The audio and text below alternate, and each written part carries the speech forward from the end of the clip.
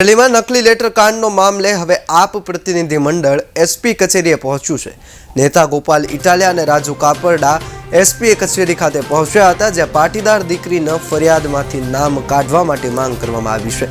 જિલ્લા પોલીસ વડાને આવેદનપત્ર આપીને રજૂઆત કરી છે, ત્યારે ભવિષ્યમાં કોઈ દીકરીનું સરઘસ ન કાઢવામાં આવે તેવી પણ રજૂઆત કરવામાં આવી છે। કારણ કે આ ઘટના સભ્ય સમાજમાં માન્ય ઘટના નથી, આ વસ્તુ ક્યારેય યોગ્ય નથી। અને બીજી વાત કે ગઈકાલે પોલીસે પણ અદાલતમાં કબૂલ્યું, રિપોર્ટ આપ્યો છે। એ રિપોર્ટમાં એવું લખ્યું છે કે દીકરી વિરુદ્ધ પૂરતા પુરાવા નથી। જો દીકરી વિરુદ્ધ પૂરતા પુરાવા નથી તો એ પહેલા જ દિવસથી નહીં હોય। એવું તો નથી કે 4 દિવસ પછી પુરાવા ખલાસ થઈ ગયા, એના પહેલાં હતા। પહેલા જ દિવસથી પુરાવા ન હતા એવું જાણવા છતાં એટલા દિવસ સુધી દીકરીને જેલમાં પુરાવાનું કામ કર્યું, રિમાન્ડ લીધા, સરઘસ કાઢ્યું, અને અંતે જ્યારે આખા ગુજરાતને આ ખેલ ખબર પડી ગઈ, નેતા પોલીસનો ખેલ ખબર પડી ગયો, ત્યારે પોલીસે ખુદ સામે ચાલી કોર્ટમાં લખીને આપ્યું કે દીકરી વિરુદ્ધમાં કોઈ પુરાવા નથી।